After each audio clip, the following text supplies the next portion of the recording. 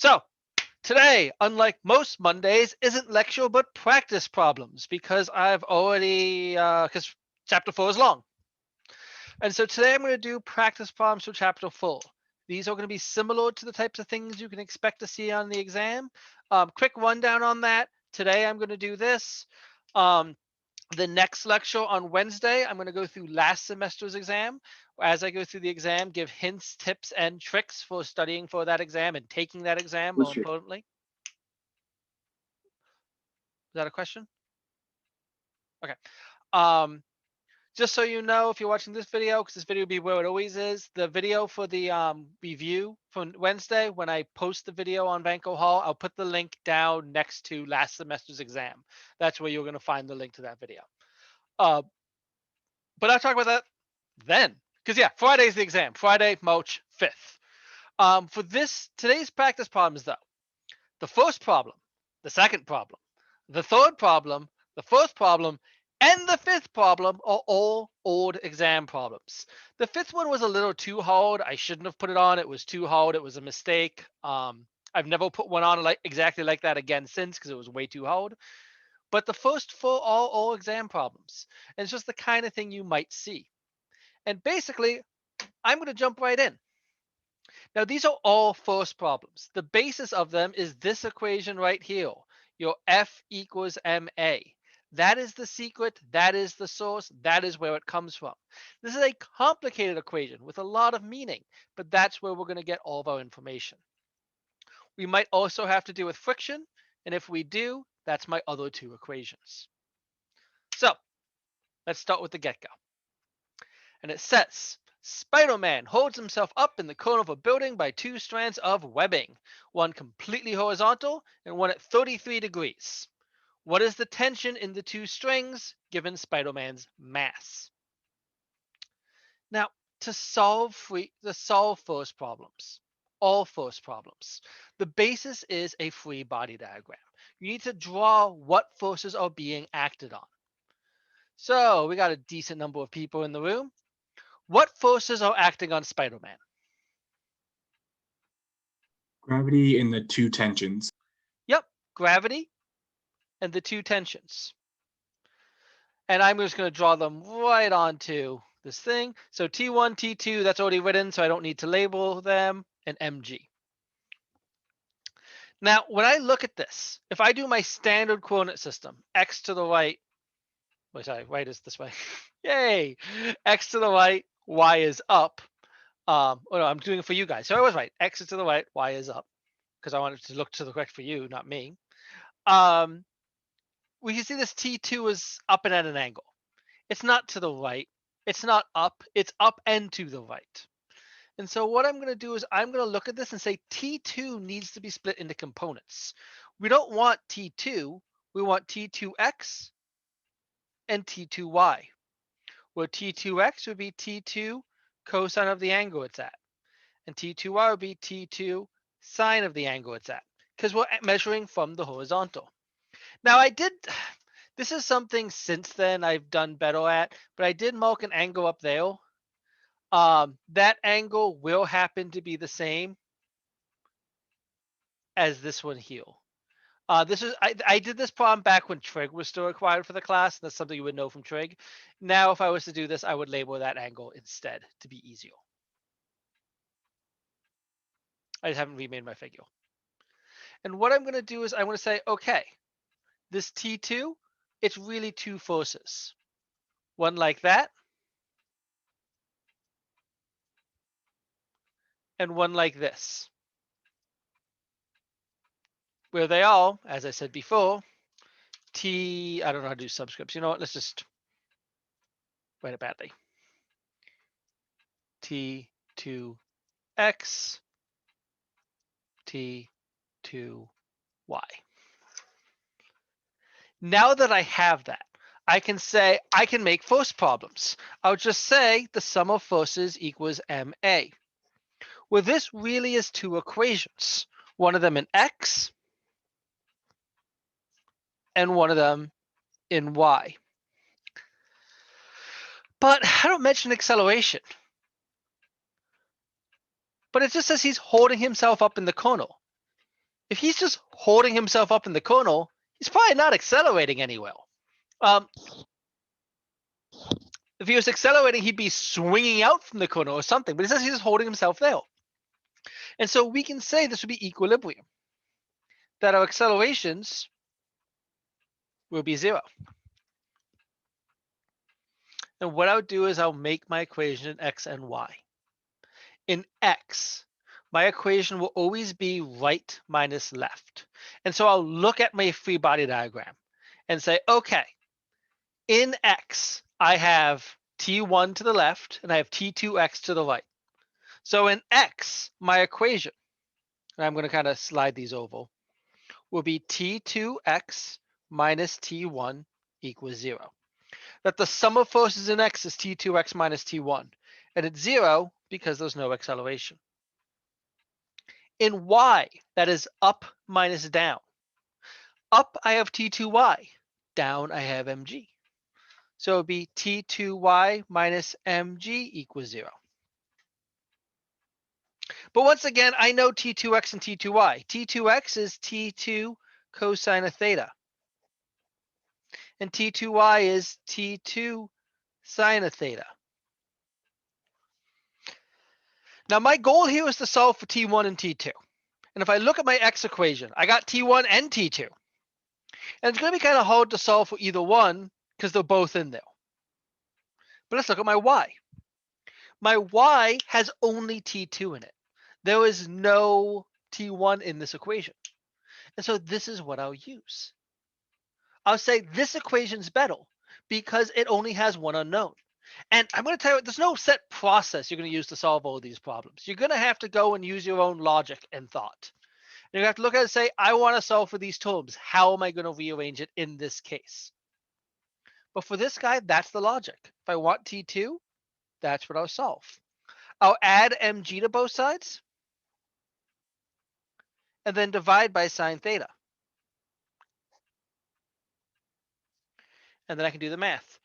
75.7 kilograms times 9.81 meters per second squared over the sine, was it 33? Of 33 degrees.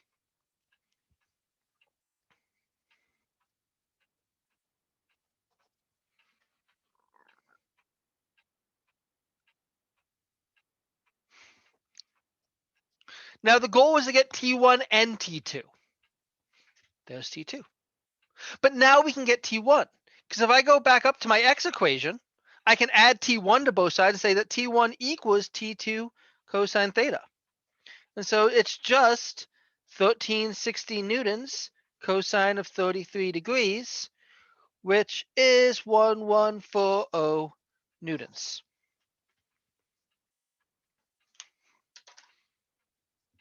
That's the process. You're going to have to go and solve make your free body diagram. Once you have your free body diagram, we will use that free body diagram to make equations in x and equations in y. And then rearrange however you need to rearrange. So questions? Yeah, when you do T2y minus mg and T2x minus T1, how do you know to do subtraction of the T1 and the mg?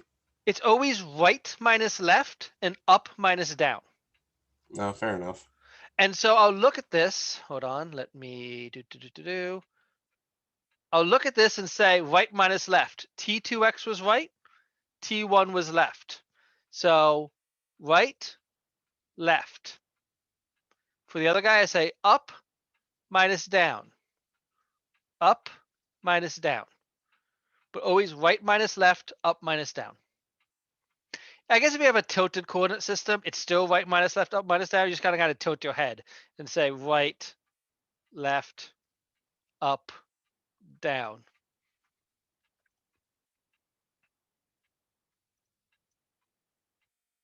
Any other questions? So in T2, how do I know that T2 is 1360 and not T2y? Because I didn't solve for T2y, I solved for T2. The second I put in this, I brought T2 here into T2 sine theta, I went from having T2y in my equation to T2. This dividing by the sine of 33 would be the difference, Okay. right? Okay. Like my equation no longer had T2y in it because I plugged in using that equation up here. All right. Okay. Other questions?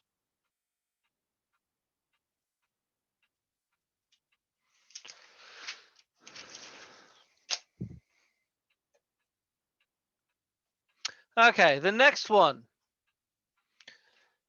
Slightly boring for a problem for me, but whatever. Says, a student decides to go sledding on a trail from Mac Hall on the hill of the entrance to campus. The student weighs 185 pounds. Okay, we're going to stop right there. 185 pounds. That's bullshit. We got to convert these pounds to kilograms. Well, 1 pound is 0.453 kilograms. And so this person has a mass of 83.8 kilograms. Okay, got that out of the way. The hill is at an angle of 20 degrees from the horizontal. What is the student's acceleration down the hill, and what is the normal force? Assume no friction. This is a ramp. Now, traditionally we say X is this way, Y is that way. But for a ramp, excuse me, for a ramp, motion is going to be along the ramp. And so it's easier to tilt your coordinate system, to have your coordinate system match the ramp. And say that X is down the ramp and Y is perpendicular to the ramp. And that's kind of how we're going to do this. We're just going to say that is the directions of our coordinate system. However, to solve this, even before I do that, I need my free body diagram. So, what forces are acting on this person?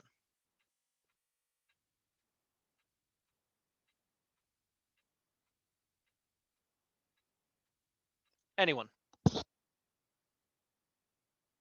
Gravity, normal force, and acceleration. Acceleration is not a force. It's what forces cause. And so that is not a force. It is just gravity and normal. And so I have gravity going down, mg, and the normal going perpendicular to the ramp.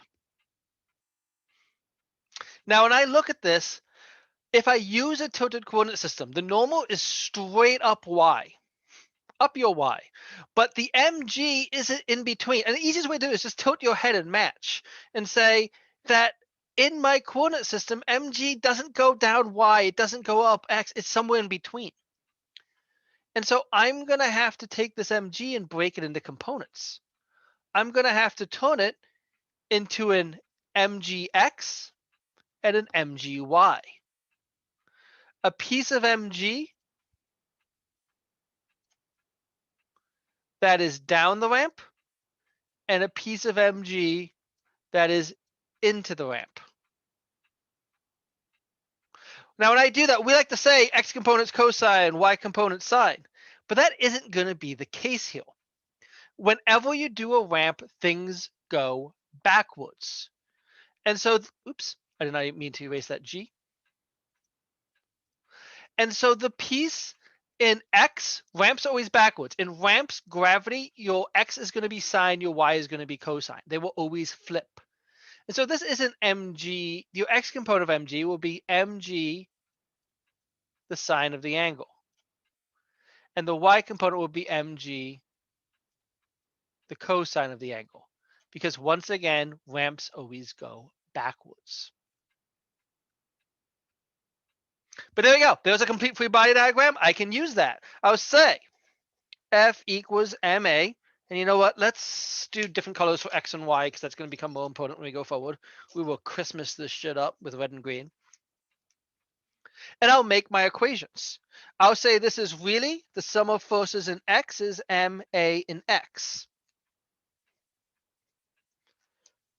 The sum of forces in Y is MA in Y.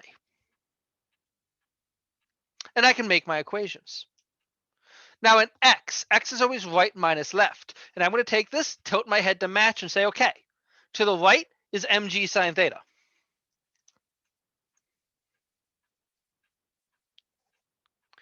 And there's nothing to the left. So that's all.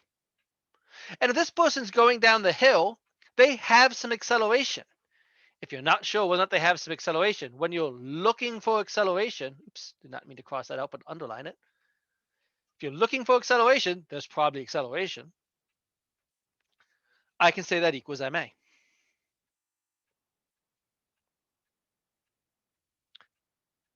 I can divide both sides by m. And my acceleration will be g, sine of the angle.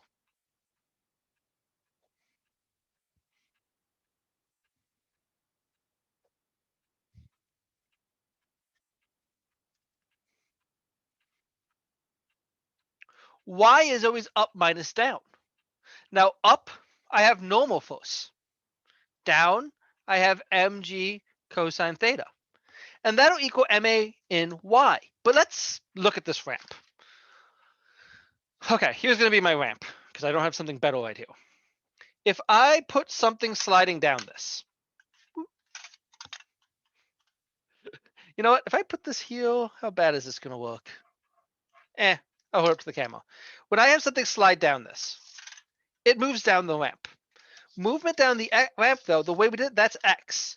Movement in y would mean it going up above or down and in. Now, if it's sliding down and I smack it and shoot it off this way, that's acceleration y. But when it just goes down like that, or like that, I can go either way, and acceleration y that time, there's no acceleration in y because the fact it's staying on the ramp. Then unless you hit a bump and go airborne, you're not moving in y. And so let's say the acceleration in y is 0. And to solve the normal force, I'll just add mg cosine theta to both sides.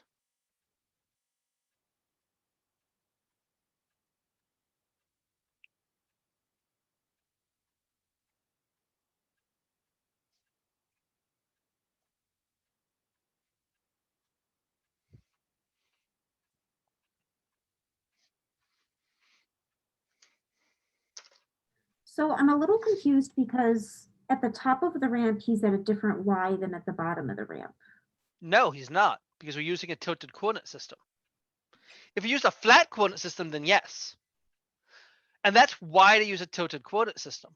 Because if you use a flat coordinate system, if we said our coordinate system was the more standard x, y, then we'd have to say, okay, gravity was fine as is. The normal gets split into components and the acceleration gets split into components because he'd be accelerating in, have a component of acceleration in x and a component of acceleration in y. But with ramp, Okay. we do a tilted coordinate system, we can say only his x is changing.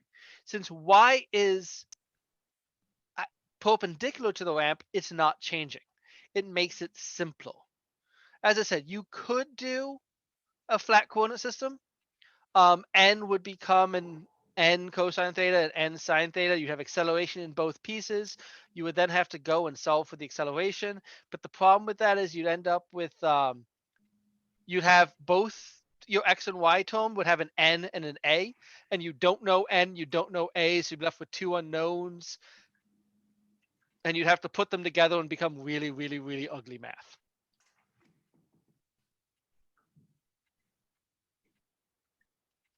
Does that make sense? Yes. Yep. I've actually never solved a problem where I did that with the ugly math, and now I'm kind of tempted to try to work through the math and see how bad it gets. But I'm just like thinking of it like in my head, I'm like, that sounds horrible. Any other questions here? Okay.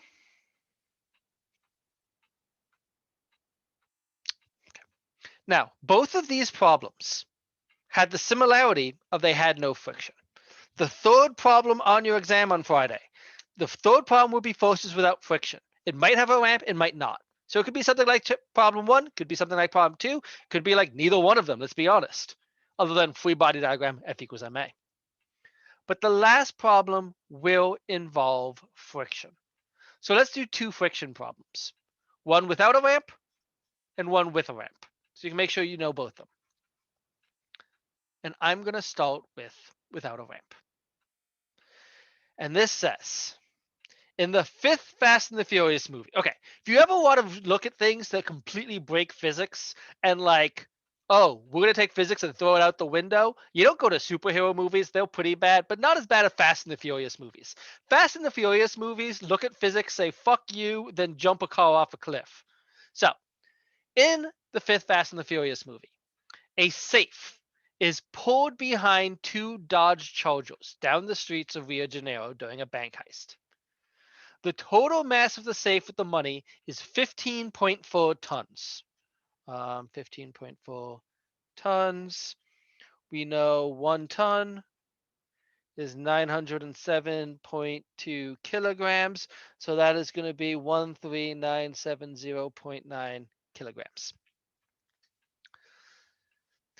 Assuming a flat horizontal ground, what minimum force is required to start the safe moving? And I said pretend it's 1 car to make it easier. And so I want to find the force required to make that safe move. So I'm going to start the same way I start every problem, free body diagram. What forces are acting on my safe?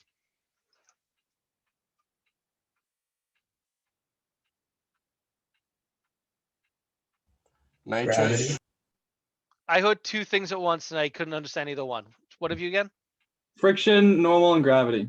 Friction, normal, gravity. What else? The cars. The cars. And there we go. I can say it's being pulled by a string. Because it's a string, I'm going to call it tension. We got gravity. It's on the ground, so that's normal. And we have friction, which as of now will be static friction. That was a horrible S. Let's try that again. Static friction. Now, I want to find the minimum force required to start the car moving. Anytime you want, anytime you want to find the minimum force required to start something moving, that is going to be when static friction is a maximum. Now, static friction has a changing value. Static friction is less than or equal to, less than or equal to mu of Sn. But you want to find the minimum required to make something start moving, make it a max. Say the force of static friction is as large as it can get. And we're going to say the moment something starts moving, we want to find the minimum get something start moving. It's going to be when static friction is the max and the acceleration is still 0. That is the minimum required to make a thing move. And so we'll put that aside and solve it using our F equals ma. Well, just like always, really, that's 2 equations. The sum of forces in x is mass times acceleration in x, but I just said acceleration was 0. So in this case, is 0. And the sum of forces in y is mass times acceleration in y. And I'll look at those and say, okay, I got my free body diagram. I got my equations. Let's put them together. X, as I keep saying, is always right minus left. So I look at my picture and say, what's pointing to the right? Well, T. T is pointing to the right. What's pointing to the left? Friction.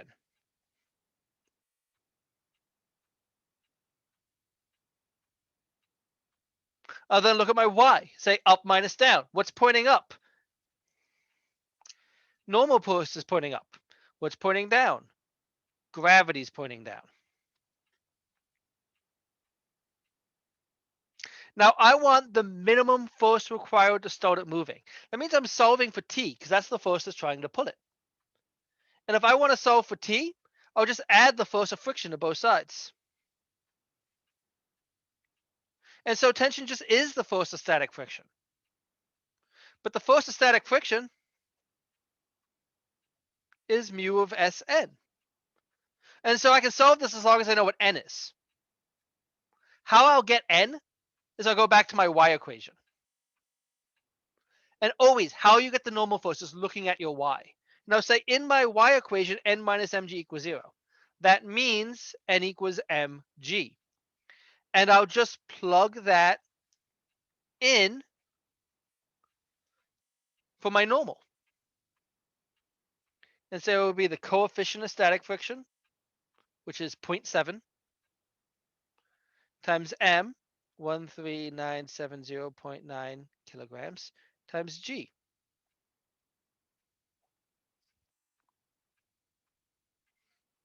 $95900. And that's the minimum force required to make it start moving.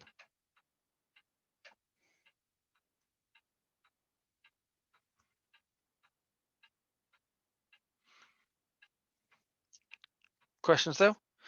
Sometimes I have the thing being pulled up at an angle, so it'd look more like this. I said this problem it was extra hard, but I could do ones kind of similar. When I do that, be careful with your normal force that it isn't mg. Just keep that in mind. Take a look on the class. I did Krampus, and in the notes, or the homework, it would be. I want to say Groot. I think I did put Groot in the homework. So for example number 3, the only math you really did was mass times gravity. Although what was the 0.7? Mu of s, the coefficient of static friction. My mu's look horrible. I'm really bad at drawing mu's, but it was this guy. And Well, that was the same as the coefficient of static friction. Okay, I see. Okay.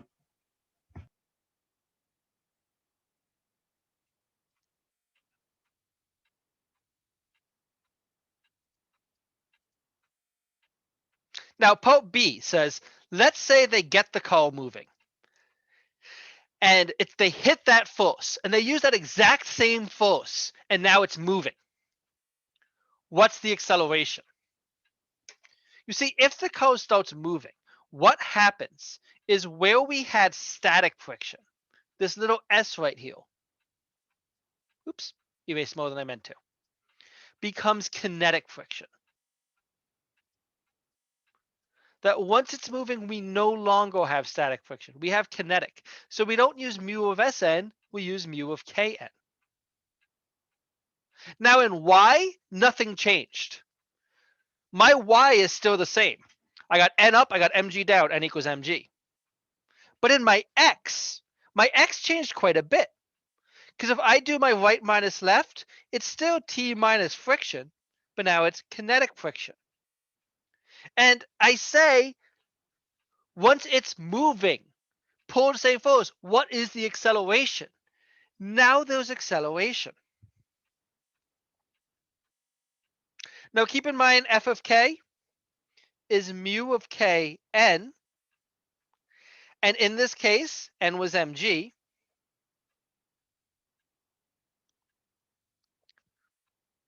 And so I can divide both sides by m.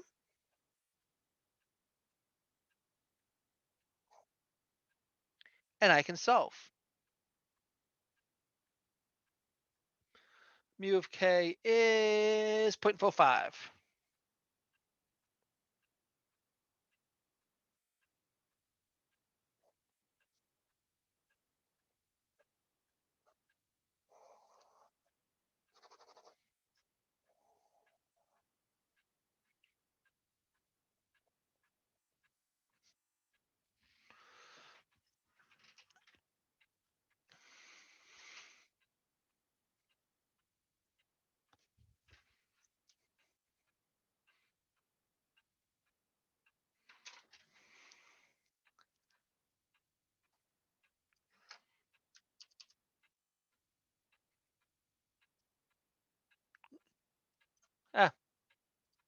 There's a reason I put up a web browser. I'll come back to that.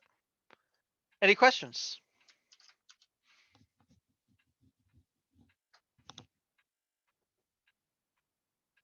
Oh, it doesn't exist anymore. I had a website that actually worked through it with the power output of a Dodge Charger, and they worked out how many cars would be required to hit this force, and therefore got that acceleration. It ended up being like 400 cars to be able to do it. This is so impossible. It's hilarious. Any questions?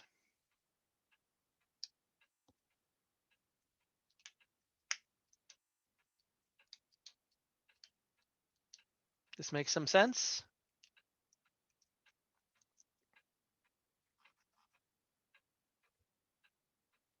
Let's do one more.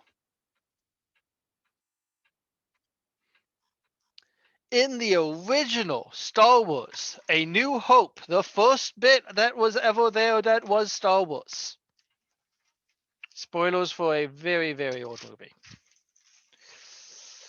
Luke and his friends slide down a trash chute into a trash compactor to get away from some stormtroopers. The chute makes an angle of 60 degrees with the horizontal, and the coefficient kinetic friction is 0.273. What is Luke's acceleration down the chute? Well, we got a ramp again. Since I have a ramp, I'm going to use my tilted coordinate system. I'm going to say x is down the chute. Y is perpendicular to it. Because, yeah, ramp. Every time we get a ramp, we're going to twist it. And I'm going to have to use this to solve. Now, the first ramp problem we did today, which was the second problem we did, was acceleration down a ramp. So it's kind of the same as the person going down the slide. It's just now there's friction. And so we're going to have to take that same problem and include friction. Now, if you remember last time, we only had two forces. We had gravity and normal.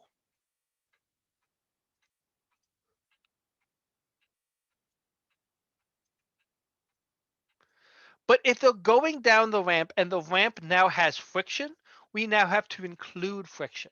And if he's sliding down the ramp, friction is going to be up the ramp and is going to directly oppose the movement. And there's going to be kinetic friction because they're sliding down a ramp. And like I say, friction is directly in the negative x. So that's nice. Normal force is directly in y. Cool. But any ramp problem, gravity is always an issue. I have to take this gravity and I have to split it into two parts. I have to say the component of gravity in x, the component of gravity in y. Where the component of gravity in x will be mg side of the angle. And the component of gravity in y will be mg cosine of the angle. Because once again, ramps are always backwards. Normally x is cosine, y is sine. Ramps have it backwards.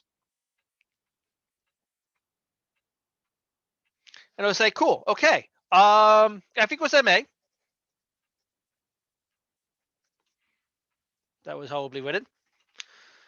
Really, that's two equations.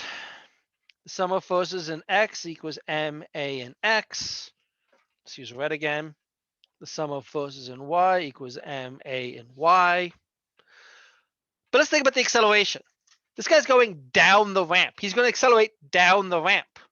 He's not moving in y, using all the same logic we used 2 problems ago. And so I'm going to say there's no acceleration in y.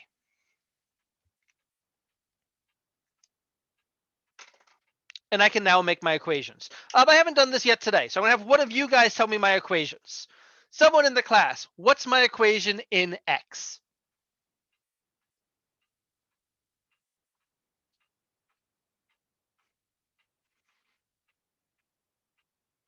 Would it be mg sine 60 minus mu k? Mu k? I'm just going to put fk for still friction. Okay. So mg sine theta minus friction equals ma. And I'm not going to drop the x here because it's all the acceleration. How about in y? What's my equation in y?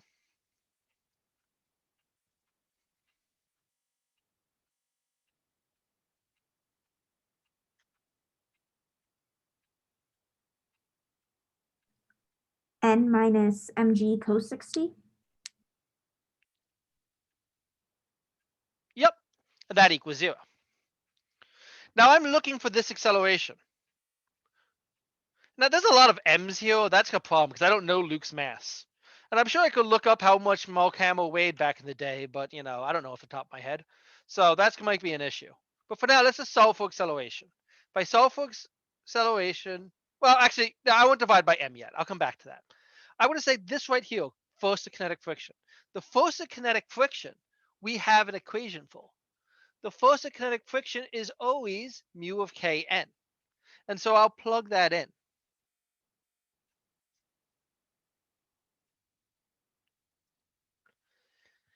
N, I need to get N. So I'll go back to my y equation and say, hey, look, N minus mg cosine theta equals 0. If I add mg cosine theta to both sides, that means N equals mg cosine theta. And I'll say, hey, that's what my N is. I can't solve for N. I don't know M, but I can say that is N. That N is mg cosine theta.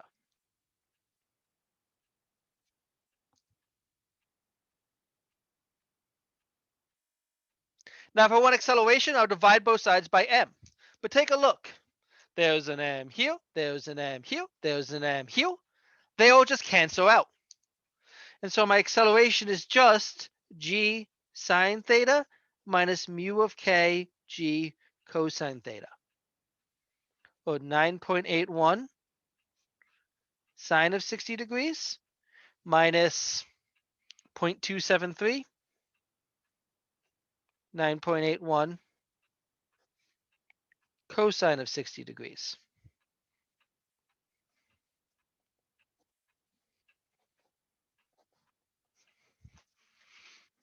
I'm wearing socks today and I can't push back into slips. And that's what the answer will be. That's how I'll solve it.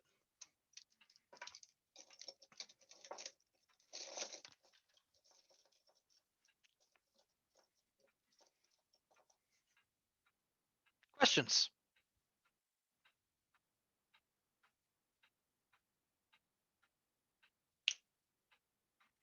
Okay, that's the example problem. So hopefully this will help you for the homework, which is due Wednesday, and also help you for the exam, which is on Friday. So use these, run with it, do what you need to do. Other than that, I will see you Wednesday where we will go through last semester's exam. And as I do that, I'll give hints and tips on this semester's exam. Once again, that video, I'm saying it now because if you're watching this video, you found this video. So hopefully I hope you find the next one.